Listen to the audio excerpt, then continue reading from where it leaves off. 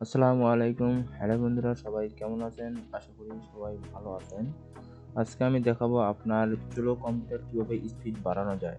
So ভিডিওটি শেষ পর্যন্ত দেখতে হবে এবং যারা আমার চ্যানেলটি সাবস্ক্রাইব করেন নাই অবশ্যই আমার চ্যানেলটি সাবস্ক্রাইব করে রাখবেন এবং পাশে থাকা বেল আইকনটি ক্লিক করবেন। এখন অনেক কথা বললাম, তো চলুন শুরু করা যাক। Let's go.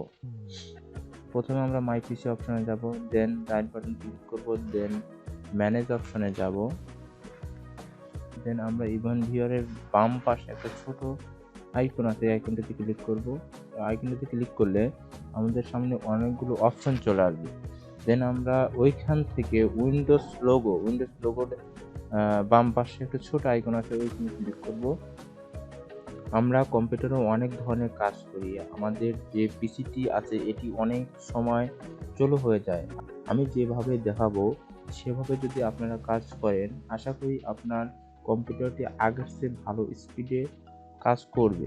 তো উইন্ডোজ লোগোতে আসার পরে আমরা এই অ্যাপ্লিকেশনে ক্লিক করব। অ্যাপ্লিকেশনে ক্লিক করার পরে একটু ওয়েট করবেন। তো এখান থেকে আমরা জাঙ্ক ফাইলগুলো কেটে দিব। কেটে দিলে আমাদের কম্পিউটার স্পিড আগের চেয়ে বেড়ে যাবে। তো সেজন্য আমরা প্রথমে ক্লিয়ার লোগোতে যাব। ক্লিক করার পরে দেন আমরা ক্লিয়ার অপশনটাতে ক্লিক করে দেব। এখন আমাদের যে জাঙ্ক ফাইলগুলো ছিল তা কেটে গেল। এখন আমরা সিকিউরিটি অপশনে ক্লিক করব।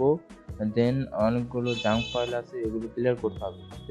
আমরা এখান থেকে এই ক্লিয়ার লোগোতে ক্লিক করব, দেন ক্লিয়ার করব।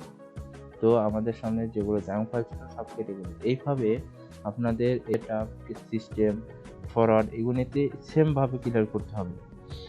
তো আমি ক্লিয়ার করছি, দেখুন সেট আপে গেলাম, দেন কিছু নাই তাও ক্লিয়ার করে দিচ্ছি, আপনাদের থাকতে পারে। আবার সিস্টেমে গেলাম, দেন অনেকগুলো আছে, ক্লিয়ারে ক্লিক করলাম, ক্লিয়ার করে দিলাম। ফরওয়ার্ডে ক্লিক করলাম, ফরওয়ার্ডে কিছু নাই তাও ক্লিয়ার করছি, ক্লিয়ার লোগোতে গেলাম, ক্লিয়ার করে দিলাম। এখন আমাদের এটুকু ক্লিয়ার করা শেষ। তো এভাবে আমরা আমাদের কম্পিউটারটি ক্লিয়ার করতে পারি। আমরা কম্পিউটার দিয়ে অনেক ব্রাউজিং করি, অথবা আমরা যে কাজগুলো পিসি দিয়ে করছি আমাদের অনেক সময় আমাদের জাঙ্ক ফাইলগুলো থেকে যায় এবং আমাদের অজানাতে অনেক ফাইল সেভ হয়ে যায়। তো আমরা এগুলো ক্লিয়ার করে কাজ করব, তাহলে আশা করা যায় আমাদের কম্পিউটারটি আগের চেয়ে ভালো স্পিডে কাজ করবে। তো বন্ধুরা, আজ এ পর্যন্তই। আর ভিডিওটি দেখে উপকৃত হলে কমেন্ট করে জানাবেন। পরের ভিডিওটিতে দেখা হবে। সে পর্যন্ত ভালো থাকুন, সুস্থ থাকুন। আল্লাহ হাফেজ।